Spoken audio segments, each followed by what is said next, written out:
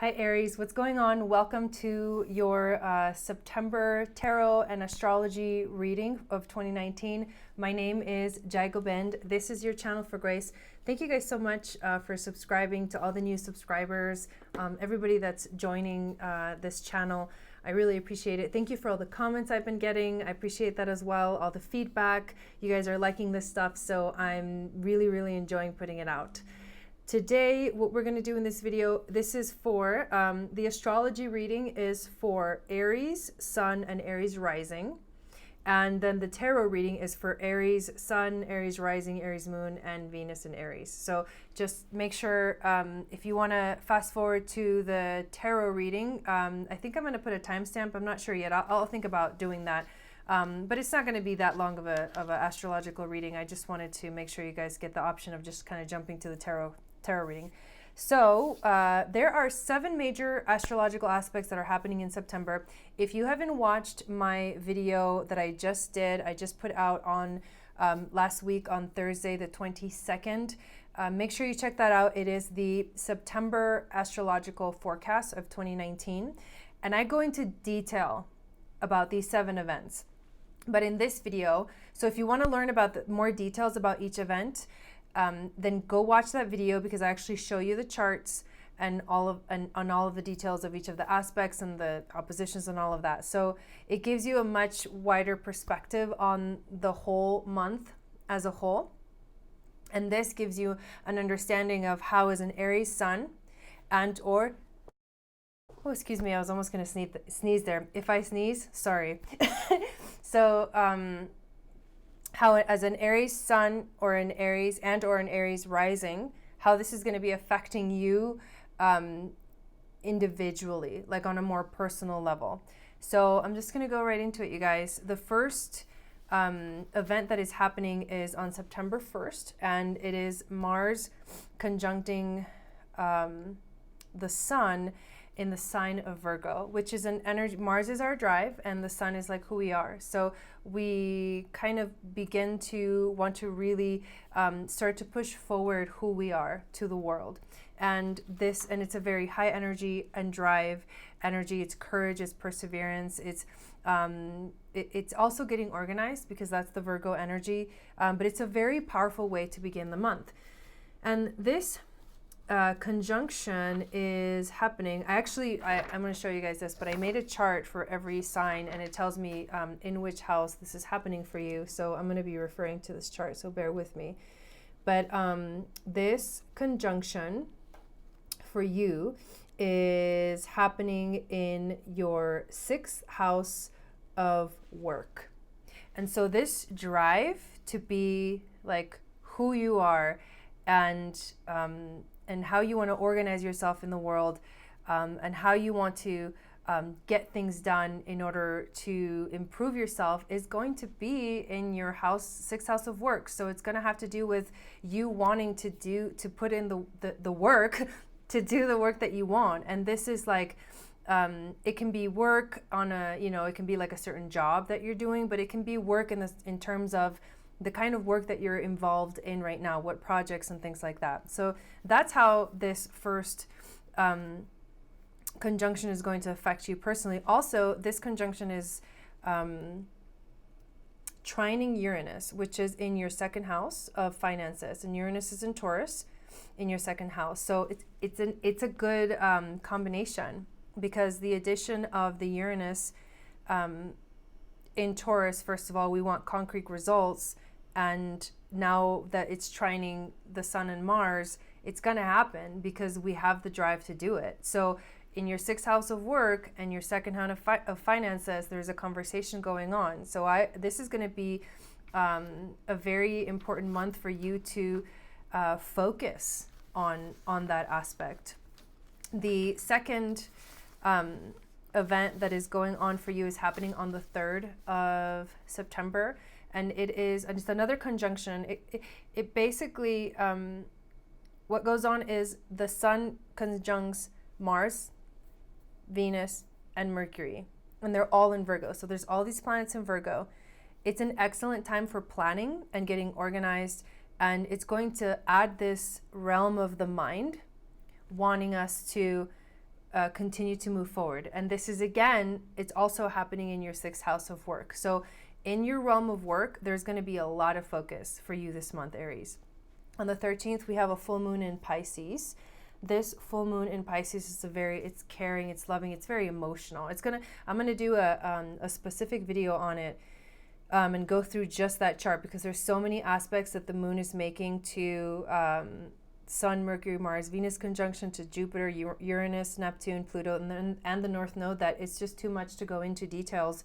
But I do a special full moon and new moon video, so we'll go over this full moon in detail. But just know it's going to be a very emotional, because also the moon is going to be conjuncting Neptune on this day. So, and Neptune is also in Pisces. So there's this very like, check in with your emotions. You might get emotional yourself.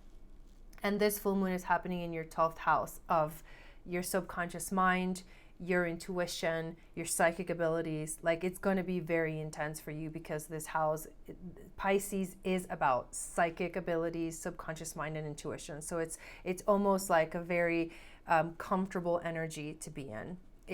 This is the natural house of Pisces as well. So this is going to be very, very powerful for you. I can't wait to see how it affects you. On the 14th, so 9 hours after the full moon, Mercury and Venus both move into Libra together at 0 degrees, and they conjunct, and they also oppose the planet Chiron, which is the wounded healer. And, you know, this Libra energy would normally be a very kind of outgoing, friendly, cooperative energy. But when you're opposing Chiron, who is the wounded healer, it makes you really go, like, dive inside and look at the things that inside of you, you have to face. These are ego fears that we have to face. And this conjunction, or this opposition is happening for you in your 7th house and also 2nd house. Now, let me make sure I get this right. So no, your 7th house, and it's going to be opposing your 1st house. So in the 7th house, this is going to be where Mercury and Venus are going to be conjuncting, and your 7th house is the house of relationships. And then your 1st house is your house of your identity. It's who you are. Your 1st house is the Aries, and it's the natural ruler of the 1st house. So this opposition is going to bring in, you're going to want to express yourself when it comes to relationships, but there's going to be this like inner awareness. You're going to go within, and you're going to start to realize, is this what I really want? How have I hurt people in the past? And how do I move through this energy without feeling like I'm going to, ruin the relationship or make things not work out? Because what this really is about healing our wounds of feeling like we're not being good enough. And so when we have these feelings of I'm not good enough, it tends to affect our relationships. So I would just watch yourself during this time, this full moon time. And the fact that it's a very emotional full moon is going to affect this as well. And this is feeling wounded in our ability to communicate. So you might feel like you're unable to communicate with people in your relationships. But when you deal with this aspect and when you move forward from it, you're going to feel a really huge shift. Because as we heal ourselves, as Chiron asks us to heal ourselves, we begin to step into a more expansive understanding of everything. And it really does change everything. On the 17th, the moon is going to be conjuncting Uranus, and that's going to be in Taurus. And at the same time, Mercury, that is in Libra in your 7th house, is going to be quincunxing Uranus and the moon in your 2nd house. So this is kind of I've talked about it in the September video as a kind of like a unpredictable energy, but also the universe asking us to think differently and to feel differently. So this work that will have been activated when you're in your 7th house of relationships and your 1st house of self, with the Mercury, Venus, and Chiron aspect, will move forward into this Mercury and Uranus and the moon, because the moon is it's our emotions. And Taurus, it's going to be in Taurus, so Taurus is the energy of feeling grounded. But because it's conjuncting Uranus, you're going to feel like very different. You're going to want very different ideas are going to want to come out right now. And it'll have to do with relationships and finances. Funny enough, those are two kind of funky combinations. But Mercury is in the 7th house of relationships, allowing you to communicate better. And then Uranus and the moon are conjuncting in Taurus in your 2nd house of finances. So there might be, and the 7th house is about relationships, but it can also be about business partnerships. So if there's a business partnership, this might be affecting that. You might actually get very innovative about a business that you're starting or a project that you're starting. That might be the energy that comes out for you on the 17th. On the 18th, Saturn goes direct. For you, this is happening in your 10th house of Capricorn.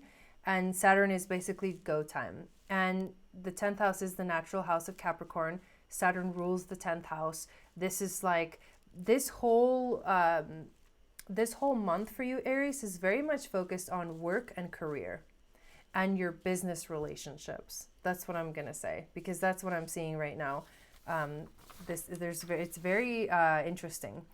On the 22nd, Saturn is going to oppose the moon, which will be in Cancer. And the moon is ruled by Cancer, so it loves being in Cancer. But the opposition is going to bring up this feeling of giving up. So you might fall into a little bit of a depression by the 22nd. The moon will be in your 4th house of the home and family. So there's going to be this dynamic, this opposition between your career and your home. So like there's going to be a pull to maneuver around those two areas of your life. Like how much do you want to focus on career? And how much do you want to focus on home? Can you find balance? Are you focusing on one way more than the other? That's what I would definitely look into on this day. And the way to figure out this dynamic is to definitely motivate yourself to keep going, because you can balance both of these areas of your life, your home life, your relationships with your parents, as well as your career. You can find a balance between those two. And also on the 23rd, we move into the fall equinox, which is your 7th house of relationships. For Aries sun and Aries rising, all the cool thing about the Aries sign is that all of the houses are in their natural positions with the sign of Aries. So they start to transition when we get to Taurus, but it's all natural, very natural energy, very flowy energy. So the 7th house of relationships are in Libra. Like Libra rules the 7th house, right? And so does the planet Venus, because it's ruled by Libra. So this is the end of the summer. This is the change of seasons. It's moving into reflection. It's also about beginning to step into more balance in your relationships. And this could be either relationships at home. It could be relationships that are like partnership relationships, like lovers relationship, husband-wife relationships, or it can be business relationships. So we transition, and it's all happening in your house of relationships. So it should be a very beautiful transition into this. It should feel very natural to flow from one to the other. And we end the month on the 28th with a new moon in Libra, which is happening in your 7th house. And this is a new beginning, time to set intentions, time to get ready for the next month. It will be making aspects to Chiron and Uranus, and I'll make a separate video about the new moon as well.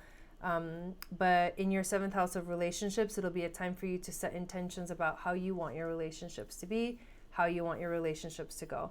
So that's in a general sense what's going on for you. There's a lot of focus on your work, career, relationships, your home, and your finances. That's basically what your focus will be for this month of September. So good luck, and let me know in the comments if this resonates with you. Maybe some of us are very intuitive, and so we start to actually move into these energies like slightly before they happen. I've noticed that in myself. So, I'm curious to see if that actually happens to other people, where they feel like, oh, I kind of went through that last month, and this month is something different. Like you feel like you're a little bit ahead of the wave. It's an interesting thing, but it is possible. So just let me know if that's how you feel, and then when September does come around, that'll be really cool to find out who actually did feel a lot of these aspects being affecting them in their lives. So I'm going to burn a little Palo Santo and say a little prayer to create some sacred space for the tarot reading for Aries, Aries rising, Aries moon, and Venus in Aries. Thank you, spirit guides, angels, teachers, for holding space for us. Thank you for helping to clear the energy of the cards that I will be using, as well as my energy, so that I can be that open channel to communicate these beautiful messages to my beautiful Aries family. I'm using the Tarot of Dreams card, which is a new deck that I got. It's really beautiful. The backs of the cards are really beautiful. But they have astrology symbols and planets on them, so that is why I got them. And the pictures, the images are just amazing. So we're going to pull 5 cards. A intuition card, challenge card, overall theme, and wisdom from the ancestors for you guys. So far you've got 3 cup cards. That's kind of intense. But it doesn't surprise me, because you have a lot going on in your 7th house of relationships. So this is emotions they come, a lot of times because of our relationships to people and things. Let's see what animal is going to be guiding you through this month of September.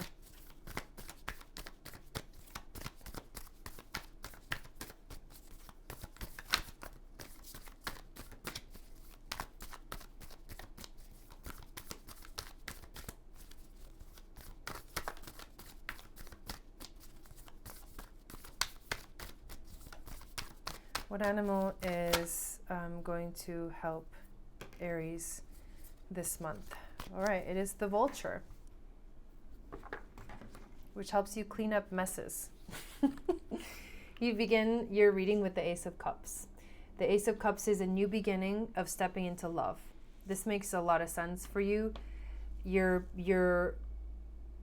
Especially that Mercury and Uranus opposition or trine is actually speaking to this energy of a new way to love, because it's happening in your 7th house and your 2nd house. So it's a new beginning in learning how to love yourself and how to love others, and to recognize the relationship between yourself and between others in your life. And the cups I love because I love mermaids, and this reminds me of this beautiful water energy, and creatures from the ocean can be very, very powerful. I'm thinking of dolphins and whales and those kind of things, but it's definitely something that's going to involve your emotions this month.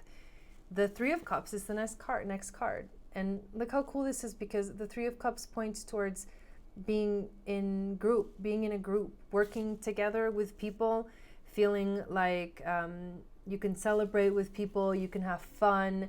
I think of the 3 goddesses called the 3 Graces, who it was like a very social atmosphere where they would show up and they would help people have a good time.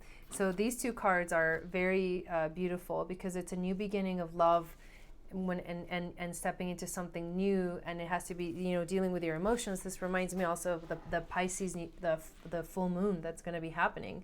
So that's going to be really, really kind of a determining point this month for you, Aries, that Pisces full moon. But it's a lot of celebratory energy, working together with people. There is a little bit of emotional healing that you have to do with the 5 of Cups, feeling a little bit down. What this tells me is that opposition between Saturn and the moon, this is what this energy feels like. It's feeling a little bit like down on yourself, feeling like you're not good enough, feeling like there's things that haven't been resolved, and feeling a lot of grief in your life. So just pay attention when you flow through these things, because you're gonna want to know what's going on. Don't go blindly, you know what I mean, into the month. Give yourself the tools that you need and the awareness that you need to help you navigate through these waters, because this is a lot of water. This is a lot of water. Cups, cups, cups. Lots of cups. Water energy. So whatever you're dealing with this month, I feel like it's something that's going to help you heal. It's something that's going to help you step through to another vibration. It's something that will help you understand on a deeper level what's really going on, and it'll help you grow a lot. The fourth card is the Judgment card, and this is your wisdom from the ancestors. So the Judgment card, it's like getting to a point, and it also has to do with the planet Pluto. So it's about transformation. Definitely about transformation. Definitely about rising. Definitely about getting to a point where you see everything clearly, and you release it and you move forward. So there's going to be a very powerful emotional release for you this month that is going to free you, because the Judgment card is also about karma. So this emotional release that you're going to be dealing with is going to free you to do like more destiny work. You release the karma and you move into destiny. Interestingly enough, the vulture is here for you. The vulture cleans up the mess. It's beautiful. It's really beautiful. The vulture helps you. So what vultures do, they eat dead animals. They don't actually kill the animal. They eat like, so for example, say like a lion kills a hyena or something. I don't even know if that's possible. Hyenas are pretty gnarly. But anyways, a lion kills a hyena, right? And like kind of eats most of it, eats the meat of it, and then leaves it there to rot, right? And then the vultures come and they'll finish the hyena. You know what I mean? They'll clean up the earth. Like they're literally like the trash picker-uppers, because they come in and they help clear it all out. Like, all right, you dealt with it. You went through an intense process, karmic process that's being released, stepping into destiny, and you've got a little helper on your side saying, hey, I'm going to help you out here, and you don't worry about it. You already did the hard work. This is going to show you like how once you do the work, it'll clear it out. And what this tells me is that you're going to feel that energetic lift by the end of the month. You're going to feel that release, especially with the new moon in Libra. And I do feel like this release is going to be, it's going to have a lot to do with a relationship.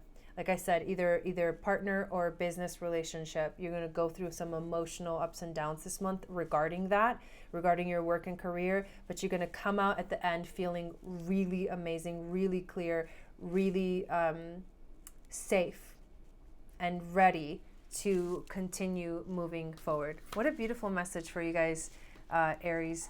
I love it. I hope this resonated with you. Thank you so much for watching. Let me know in the comments what you think, if you have any questions about it.